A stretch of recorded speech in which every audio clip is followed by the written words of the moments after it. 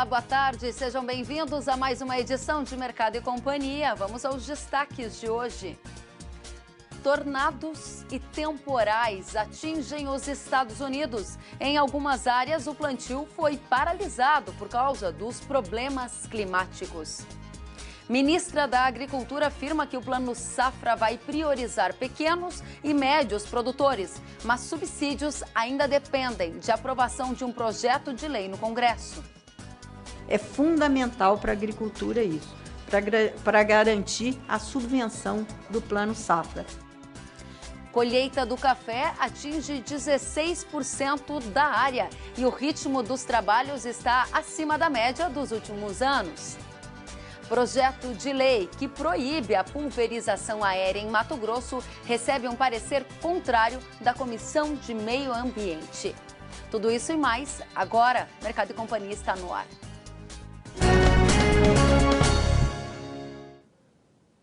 Mais de 20 tornados foram registrados na noite desta quarta-feira no centro e sul dos Estados Unidos, segundo o NOAA, o Instituto de Meteorologia norte-americano. Algumas regiões do cinturão agrícola também foram atingidas pelos problemas climáticos. Nas imagens de satélite do Instituto de Meteorologia norte-americano, é possível ver as nuvens que causaram os tornados e as tempestades nos estados americanos. No leste do país, em Oklahoma, áreas ficaram submersas. Pessoas precisaram ser resgatadas de casas. Carros ficaram presos nas estradas e estruturas de metal foram destruídas após a passagem dos tornados. Em Missouri, no meio-oeste americano, imagens do Departamento de Segurança Pública mostram casas destruídas e árvores caídas nas ruas. As autoridades locais relatam a morte de 3 pessoas. Vamos direto saber os impactos disso no mercado de grãos, porque áreas do cinturão agrícola também foram atingidas por todos esses temporais. Quem traz os detalhes é o Matheus Pereira, diretor da RC Mercosul. Matheus, boa tarde. Temporais, tornados, tudo isso lá nos Estados Unidos está impactando o ritmo do plantio, né? Boa tarde, Kellen. Boa tarde a todos. Sim, o cenário é extremamente caótico, Kellen. A gente tem um atraso no plantio do milho, que é o mais atrasado da história dos Estados Unidos, sem dúvida alguma. Nunca produtores rurais norte-americanos passaram por intempéries climáticas dessa magnitude. Essas tempestades, esses tornados que atingirão e atingiram todo o centro dos Estados Unidos, têm trazido prejuízos irrecuperáveis para áreas de produção de milho, principalmente no cinturão agrícola. Toda a parte oeste do cinturão agrícola vem sendo afetada aí por dias consecutivos de chuvas intensas, solos extremamente saturados no fator hídrico, e que realmente não só inviabiliza, Kellen, o plantio, mas também que diminui drasticamente a saúde da germinação daqueles talhões já plantados. Os nossos clientes lá no cinturão agrícola, Kellen, já nos afirmam que aquelas áreas que foram plantadas em meados de abril já precisam replantio e mesmo assim eles não conseguem nem entrar para plantar aquelas áreas que não foram semeadas. Então, assim, o cenário para o produtor rural de milho norte-americano é caótico. Pois é, a gente está vendo imagens aqui de como foi esta quarta-feira lá nos Estados Unidos, em algumas áreas que foram atingidas por tornados, atingidas por temporais. Algumas dessas áreas ficam em regiões do meio-oeste norte-americano, não todas, e claro que isso afeta naturalmente o ritmo do trabalho de campo. Matheus, você acompanha com toda a atenção os modelos meteorológicos tanto dos Estados Unidos quanto da Europa, e a indicação é que há risco de mais temporais, de mais chuvas para o meio-oeste americano? Sim, Kelly. Infelizmente, para esses produtores rurais, nossos clientes norte-americanos, não só o cenário atual é complicado, é delicado, muita chuva, saturação hídrica, mas os mapas climáticos não deixam de trazer novas rodadas de chuvas. As previsões aí para final de maio, começo de junho, continuam extremamente úmidas. A gente vale lembrar também, Kellen, que a janela ideal de plantio do milho no cinturão agrícola, ela começa a se fechar no comecinho de junho. Ela se estende até o dia 10 de junho. A partir do dia 10 de junho, todo o milho semeado no cinturão agrícola começa já a perder teto produtivo drasticamente dia após dia. Milho semeado a partir do dia 10 de junho, já no cinturão agrícola, ele já perde aí 15% de teto produtivo. E e isso vai aumentando cada dia mais. Então, infelizmente, produtores aí têm mais 15, 16 dias para semear o milho pelo cinturão agrícola. Não vai ser viável, não vai ser plantado toda aquela área prometida inicialmente de milho nos Estados Unidos. Alguns migrarão para o plantio da soja, outros irão aderir ao seguro de prevenção de plantio, sem dúvida alguma. Muito bem destacado, Matheus. Agora eu quero destacar também para a nossa audiência que estas imagens que vocês estão observando na tela não são todas elas apenas do meio oeste americano. São imagens dos Estados Unidos, porque foram algumas áreas do centro e do sul do país que foram atingidas por esses tornados e temporais. Então, todas essas imagens, claro, nos causam espanto por causa do tamanho dos estragos. Matheus, o produtor brasileiro deve entender essa situação climática como uma oportunidade de preços. De qual forma haverá uma reação no preço do milho e da soja aqui para o Brasil? Claro, isso é uma oportunidade sendo gerada, que até na nossa última entrada no Canal Rural, a gente afirmou que o mercado climático nos Estados Unidos estava apenas começando e, pelo jeito, está longe de acabar, Kelly. Esses problemas não estão no radar para ter um ponto final.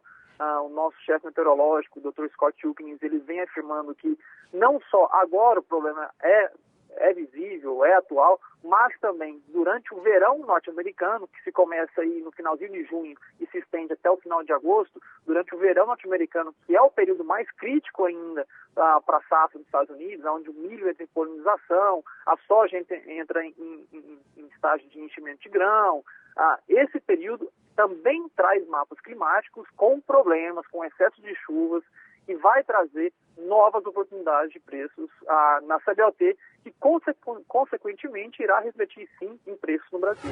A ministra da Agricultura afirmou que o Plano Safra vai priorizar pequenos e médios produtores, enquanto os grandes vão pagar mais pelos recursos. Tereza Cristina disse ainda haver subvenção ao crédito rural. Para haver a subvenção ao crédito rural, os parlamentares ainda precisam aprovar o projeto de lei do governo que libera recursos extras para gastos com subsídios e programas sociais. Vamos ouvir. Nós precisamos de uma subvenção de 10 bilhões, que é o que vem aqui para ser votado. E o que é que o Ministério da Agricultura está fazendo? Ele está trabalhando para colocar mais recursos nos pequenos e nos médios produtores, nesses que eu acabei de dizer, que tomam até R$500 mil, que é a grande maioria dos produtores brasileiros. Então, nós vamos democratizar mais o crédito. É isso que nós estamos fazendo. Os grandes têm mais oportunidade, vão ter que pagar um pouquinho mais, e nós estamos tentando modernizar as ferramentas de utilização através de mais CPR, mais LCAs, e ainda estamos discutindo outros mecanismos com o Banco Central. O ministro Roberto Campos me ligou sobre a gente arrumar mais recursos, uma maneira de se alocar mais recursos para o crédito agrícola no Brasil. Então, eu não posso ainda definir os números, porque nós estamos ainda numa negociação, né, para melhorar o que a gente tem. Agora, eu posso afirmar a vocês que não será menor do que o que nós tivemos ano passado, sendo que a pequena e a média agricultura terão mais recursos. Agora vai um pedido, né, que vocês nos ajudem na aprovação do PLN 4, do crédito suplementar de 248 bilhões, até a primeira semana de junho. É fundamental para a agricultura isso, para garantir a subvenção do Plano Safra.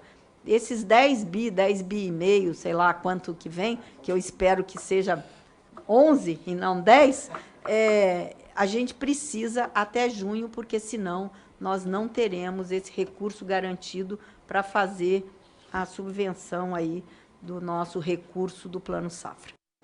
A liberação do recurso para a subvenção do próximo Plano Safra depende da aprovação de um projeto que o governo enviou ao Congresso para aumentar o volume disponível no orçamento deste ano, conforme a ministra relatou. Tereza Cristina quer o empenho dos deputados para a votação da proposta, mas o relator, deputado Hildo Rocha, do MDB do Maranhão, afirmou que ainda não há data definida para análise da matéria. Isso porque o governo não teria informado qual é o valor exato do dinheiro dinheiro extra solicitado. A expectativa é que o relatório possa ser votado no início de junho. Depois, a proposta ainda precisa de maioria absoluta no Congresso para ser aprovada. O receio do Ministério da Agricultura é que o recurso não seja garantido a tempo. Vamos justamente falar sobre isso com o nosso comentarista Miguel Daúde, que está lá em Mato Grosso, direto de Primavera do Leste. Boa tarde, Miguel Daúde. Você está preocupado porque sem esse recurso o Plano Safra pode ficar sem subsídios? Pois é, cara, boa tarde a você, boa tarde a todos, eu estou preocupadíssimo com isso e os produtores aqui também muito preocupados, porque os custos subiram demais e a margem de grandes produtores está muito pequena. Esse PL 4, na realidade, é um projeto de lei que precisa ser aprovado, porque pela primeira vez o Brasil caiu na regra de ouro. O que é a regra de ouro? A nossa Constituição proíbe que governos peguem dinheiro emprestado para pagar despesas correntes, né? Como no caso aí tem o Bolsa Família, tem o BCP, que é o benefício de prestação continuada, que é pago para aqueles aposentados, e está incluído também os subsídios do Plano Safra, que engloba inclusive a agricultura familiar, o PSI, enfim, todo o plano está aí que compõe esses 248 bilhões. Vai ser uma discussão grande porque, evidentemente, será que o benefício do Plano Safra ele estaria enquadrado nesse decreto de forma que ele não é despesa corrente ou seria? Então, é uma preocupação muito grande, Kellen, e tudo indica que o governo, o ano que vem, terá que fazer também mais um decreto desse, um pedido de lei desse, porque o que nós pagamos de juros também está crescendo. Infelizmente, a taxa de juros cai, a Selic, mas as despesas do governo crescem pela alta brutal da nossa dívida, né? Que enquanto nós não resolvermos a questão da Previdência, não resolvermos outras coisas, esses impasses vão continuar. Então, há, sim, uma preocupação muito grande do produtor rural.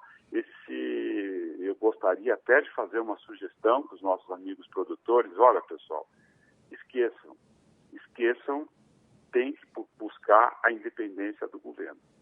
Quer dizer, não podemos mais ficar esperando definições do governo.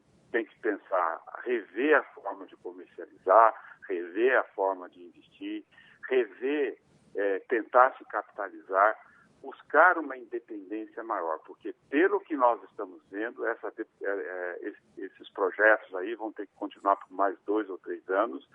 Então, portanto, o produtor, sem dúvida nenhuma, pode sim ser penalizado. Eu só sinto por aqueles pequenos, que a ministra garantiu que não vai faltar dinheiro para aqueles pequenos, que realmente são milhões de pequenos produtores, pobres, principalmente na região do Nordeste, que não podem ficar sem esses recursos.